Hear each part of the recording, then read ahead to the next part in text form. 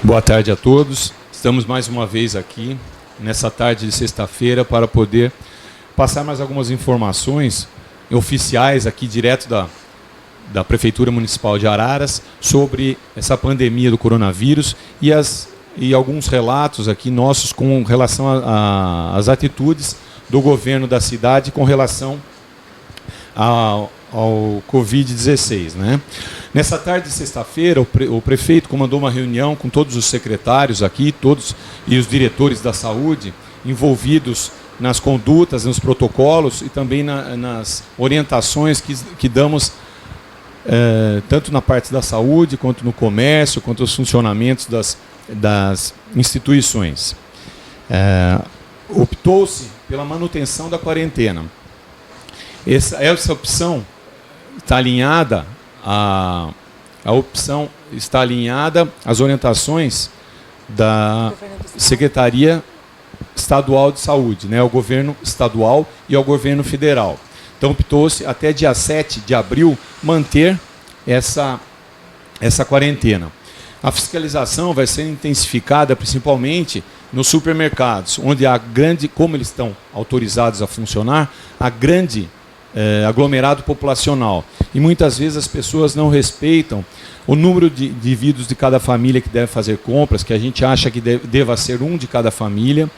Os supermercados devem fazer uma avaliação para ver se o número de pessoas que podem transitar com distância umas das outras e fazer um controle, uma higienização dos carrinhos, higienização das pessoas com álcool gel, e a fiscalização vai principalmente atuar de forma didática, né, e nessas instituições.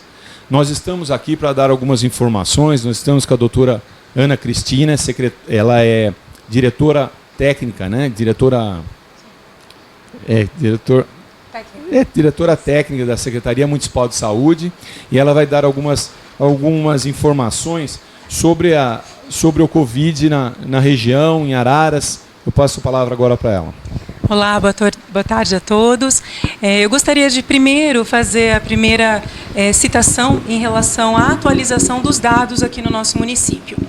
Os casos que a Vigilância Epidemiológica estão realizando investigação até a data de hoje, nesse momento, às 17 horas, são 17 casos em investigação. 6 já foram descartados, nenhum foi confirmado até o momento, e o total de notificações foram de 23. Lembrando que nós temos 4 pacientes que estão na UTI, hospitalizados. Não há ainda nada confirmatório, como eu disse, mas, porém, requer atenção. São quadros respiratórios importantes e eles se encontram entubados. E o total de internados, né, são 5, porque um não está na UTI. Em investigação agora do óbito é de um paciente. O que eu gostaria aqui de ressaltar, e que eu acho que é de suma importância, é essa questão do isolamento social. As pessoas elas não estão entendendo muito essa necessidade de realizar essa quarentena, vamos dizer assim, domiciliar, né?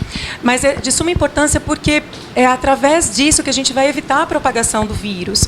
E eu gostaria de informar a população que nós temos 199 casos que passaram nas nossas unidades sentinelas nessas últimas 2 semanas e que eles são considerados casos suspeitos de corona, porque apresentaram sintomatologia para tal. E, no entanto, como são pessoas que elas estão bem, relativamente, né, estão estáveis, apresentaram só o quadro respiratório, mas estão clinicamente compensadas, elas estão aguardando em casa, em isolamento. E elas estão sendo, sim, monitoradas pela Secretaria de Saúde. Então, independente de quando a gente vem até aqui, né, na mídia, e não tem nenhum caso positivado, é importante saber que existe investigação. E são quase 200 pessoas dentro do município.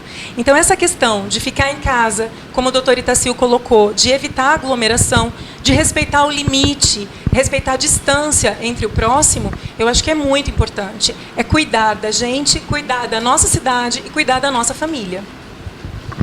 Inclusive, doutora, uma opinião, assim, uma informação técnica nossa aqui é o seguinte: não é para deixar ninguém apavorado, né? Não é para deixar ninguém... É só a título de esclarecer.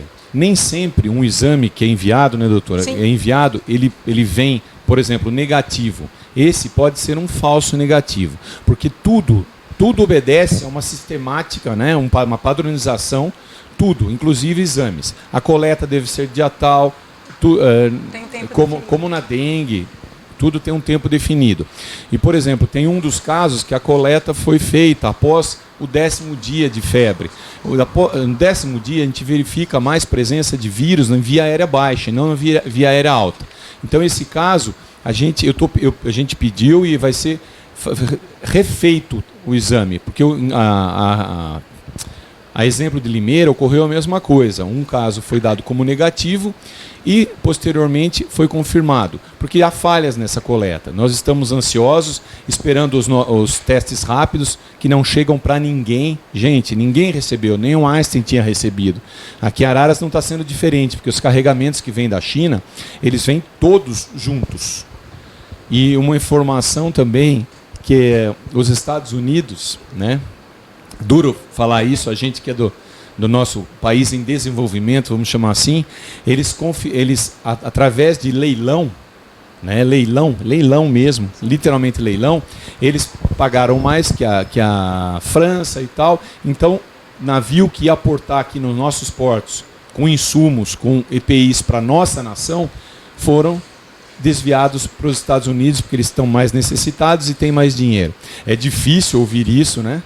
É uma coisa até que a gente não queria acreditar, mas acontece. E muitos assim insumos básicos do dia a dia não relacionados com o coronavírus também a gente vai ter um pouco de dificuldade para comprar. Mas eu já adianto, por outro lado, que a nossa cidade, nossos postos sentinelas, a UPA, a Santa Casa, a gente já havia mobilizado, né, anteriormente a esse momento crítico e conseguido vários insumos e EPIs. Então os nossos profissionais estão protegidos, né? A gente tem ainda insumos e a gente sempre lembra que qualquer ajuda, qualquer iniciativa nesse sentido de EPIs e de qualquer álcool gel que possa ser doado, a gente agradece muito. A doutora Cris vai falar um pouquinho. Eu gostaria de esclarecer aqui, chegou uma pergunta, né? Por que não aparecem esses 199 casos no boletim?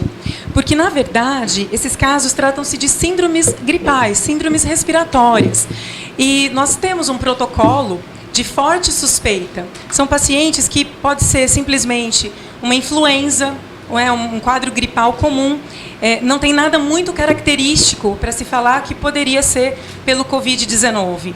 Então, eles ficam num estado que nós consideramos assim de stand-by, que seria para ficar em monitoração. O pessoal da VE, eles estão em constante vigilância para perceber se essas pessoas elas têm um agravamento do sintoma ou não e que mereçam ser notificadas. Porque essas 199, elas não têm o critério na totalidade para serem notificadas como Covid. Mas nós temos, sim, obrigação de manter esse segmento. Como a gente não estava, né, preparado, acho que o mundo não estava preparado para essa pandemia, nós não temos insumos nem testes rápidos. E existe o teste tradicional, que é endereçado ao IAL, Instituto Adolfo Lutz, e lá eles fazem uma hierarquia de exames. Eles colocam na frente aqueles pacientes graves internados com o qual o diagnóstico é imprescindível para a conduta. Então muitos outros vão ficando na espera. Eles não têm capacidade para atender toda a demanda que está sendo encaminhada. Por isso que a gente está aguardando ansiosamente aos testes rápidos. Se me permite, até eu gostaria de esclarecer, nós não temos nenhuma informação a esconder, né, dos munícipes, de forma alguma. E o que é importante lembrar, como o doutor Itacil falou, quem realizava esses testes, eles tinham a capacidade de 400 exames semanais. E, de repente, eles foram abarrotados, né? Teve um excesso de solicitação, eles não deram conta do serviço. Porém, o que nós sabemos é que eles já estão se organizando, se prepararam para ampliar isso. Teve uma reportagem que parece que ser em torno aí de 1.400, 1.500 exames na semana, e inclusive aqueles exames que foram coletados aqui no município de Araras e que realmente ainda não retornaram com uma definição, ou se eles foram descartados, ou se ele tem alguma coisa de negativo ou confirmado, eles talvez cheguem para a gente, de acordo com o que nós fomos informados, meados aí do dia 10 a 15 agora de abril. Certo. E então, lembrando sempre, gente, que a decisão do prefeito está alinhada às decisões federais e às decisões estaduais. O decreto estadual vigora, inclusive tem uma cidade aqui do interior de São Paulo, em que o comércio foi comunicado que eles iam abrir tudo. No outro dia, chegou um decreto do governador do estado impedindo que esse comércio funcionasse normalmente. Então, alinhados com o estado, o 7 de abril é o limite, a deadline, é a última data aí do estado por enquanto. Então, assim, a gente sabe o drama dos vários comerciantes, a gente entende todos os segmentos, né, doutora? Sim. Meu consultório, por exemplo, se eu atendia 30 pacientes à tarde, estou atendendo 6, 7 espaçados, né, porque eu atendo pós-operatório, pessoas que a gente não pode dispensar. Mas em geral, toda a profissão foi abalada. Então a gente pede, por isso que eu falo que essas decisões são duras, são penosas, e a gente toma com muita responsabilidade, porque é melhor a gente se resguardar agora, aguardar um pouco o pico da disseminação, do que voltar à normalidade e depois precisar retroagir. Essa retroação pode nos custar caro e a gente pode não ter a chance de fazer com que tudo se equilibre novamente. Então a nossa decisão é com muito critério, muito pensada e com muito pesar, mas ela é muito importante. Tem uma outra questão aqui, doutor Itacil, que é o uso de máscara, né? E as orientações. Bom, o ministro da Saúde, ele já falou, né, de uma maneira bem clara para a população que é importante sim o uso de máscara. Então aqui eu reforço o que o ministro colocou. Eu acho que agora nós estamos mesmo com a transmissão que é comunitária, né, não tem mais caso isolado. A gente está vendo o que está acontecendo em alguns municípios, principalmente São Paulo, Rio de Janeiro, que são as grandes capitais, né? Lembrando que a gente está aí a praticamente 180 quilômetros, né? Então temos esse privilégio. Araras é uma cidade que relativamente, eu acredito que pelo número de habitantes, ela tem condição de evitar essa propagação do vírus aqui. Porém, eu vou seguir o que o ministro da Saúde fala. E não tem como não ir de acordo com dele. O uso de máscara, nesse momento, eu acredito que é importante. A máscara caseira, ela é também de uma resolução, né, se bem feita. Tem na internet, inclusive, vários vídeos explicando como fazer a máscara caseira, lembrando que tem que ser uma trama mais grossa, tem que ser pelo menos dupla ou tripla, né? Sempre higienizar, lavar. Se for essa máscara cirúrgica, que a gente até pede para a população que não faça competição com os hospitais, né? Deixar a máscara cirúrgica para o hospital, para o ambiente hospitalar, né? Para as UPAs, para a Santa Casa, porque, como o doutor Itacil falou, nós não sabemos quando a gente vai ter insumo suficiente. Então, eu acho que é muito importante. Hoje eu recebi na Secretaria de Saúde um telefonema de uma pessoa que tem uma confecção e que ela quer, sim, doar para a comunidade máscara. E assim, nossa, fiquei muito feliz, porque é isso mesmo. A comunidade já está entendendo da necessidade do uso de máscara. Por quê? Eu gostaria também de reforçar. O período de maior transmissão desse vírus, que ele tem uma concentração, uma quantidade maior, é justamente quando nós não temos sintomas. Então, a pessoa, às vezes, que está ao lado de você num supermercado ou mesmo numa fila de um caixa eletrônico, ela aparentemente não tem nada, ela não sente nada, porém ela já pode estar transmitindo vírus para a gente, né, para você que está aí. Então, é muito importante o uso de máscara, sim, nesse momento, e respeitar o limite e a distância nos ambientes comunitários. Então, a pergunta era, e o uso de máscara? Eu acho que nesse momento se faz necessário, sim. Inicialmente a gente falava, né, doutora, sim, que para o uso de máscara ser só para as pessoas infectadas ou sintomáticas, espirrando ou spray. É lógico que continua essa indicação para as pessoas espirrando, tossindo, com coriza, né, que elas podem, através da saliva, dessas gotículas, contaminar as outras pessoas. Isso continua indicado. Como a gente não dispõe de tantas máscaras no mercado, a gente prioriza ainda essa indicação. Mas, teoricamente, se todos pudessem andar de máscara quando vai no mercado ou vai num ambiente assim que você possa falar, disseminar saliva, tudo como a doutora Cris falou, que até 14 dias você pode não manifestar sintomas, mas está disseminando o vírus. Então a máscara. E outra coisa, eu peço, porque tem pessoas que usam máscara o dia todo. Eu vejo pessoas andando de carro sozinhas de máscara, lembrando que após 3 horas essa máscara já virou um meio de cultura, né? Então ela tem que ser trocada. No caso dessas mais, vamos dizer, chamar caseiras, assim, fazer a lavagem delas direitinho, né? E reservando aquela N95 para os médicos que estão na linha de frente para atender já na intubação, em procedimentos mais avançados com o paciente já complicado do coronavírus. Mas várias máscaras são indicadas, mesmo as de pano. Acho que é sempre uma barreira física, né? Uma barreira mecânica protegendo o indivíduo de contaminação. Doutor Itacil, a pergunta era, e luva também? Eu falo sempre que eu morro de medo da de luva. Morro de medo de luva. Eu acho que assim, quem trabalha com alimentos, manipula aquele alimento naquele momento, luva. Vai sair dali, tira a luva. Porque a pessoa coloca a luva, eu falo que ela esquece sempre que ela está colocando a mão na maçaneta, na chave, na caneta, na boca, no olho, entendeu? Então eu acho que é muito mais importante a gente fazer uma boa higienização das mãos com água e sabão, e na impossibilidade de água e sabão usar álcool gel do que ficar usando luvas. É óbvio que o profissional de saúde, quem mexe com secreções e tal, vai ter que utilizar luvas, né? É comum irmos ao mercado e nos depararmos com pessoas com uso de máscara e luva, e de repente tira a máscara, coça o nariz com as luvas que estão contaminadas. Então, assim, não está adiantando nada, né? Então, o uso correto de segurança. Como o doutor Itacil falou, eu vou reforçar a máscara bem usada, e se higienizar a mão é muito melhor do que usar a luva e não ter esse tipo de cuidado. Porque sempre quem não está acostumado a utilizar a máscara vai incomodar, vai pinicar. A gente que já usa há muito tempo, faz cirurgias e utiliza há muito tempo, já está acostumado. E esse pinicar, incomodar, o que vai acontecer? Leva a mão aos olhos, leva a mão ao rosto, leva a mão. Então tem que muito critério aí na utilização do EPI ou da máscara ou da luva. Acho que nós vamos... Tem uma última pergunta aqui. Quando está previsto o pico da doença?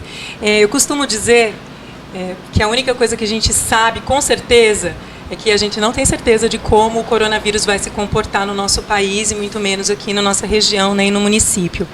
Então, pelos estudos, estava previsto que seria agora, em torno do dia 6 ao dia 20, né, doutor Itacil? E nós teremos um termômetro na próxima semana do reflexo daquilo que a gente conseguiu fazer no nosso município desses últimos 15 dias. Então, eu reforço aqui mais uma vez, nós não estamos em férias. Não é período de férias, apesar de agora, né, as escolas já, a partir da próxima segunda, terem oficializado algumas, né, que o período das férias escolares vai iniciar agora e terminar em maio.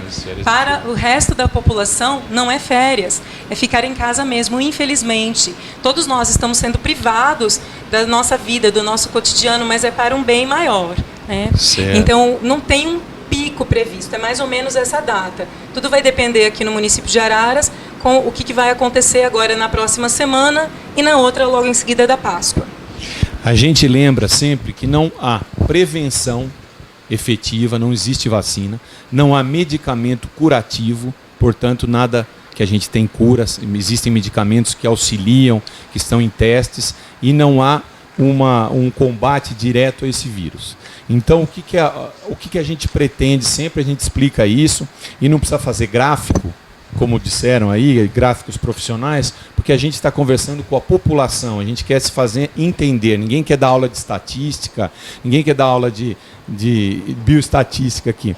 É o seguinte, a gente quer com que a gente faça o que não aconteceu na Itália, o que aconteceu na China, um pico de disseminação do vírus em curto espaço de tempo, porque aí não tem como a gente tratar todos os casos complicados juntos. A gente quer que esse gráfico seja alongado para que a gente tenha tempo hábil de tratar todos os doentes e evoluir como evoluiu H1N1, essas que também era muito importante. Lembrando sempre que a vacina que está sendo disponibilizada à população é uma vacina da gripe, que ajuda a melhorar a imunidade, tudo para não adquirir qualquer outra doença, inclusive coronavírus.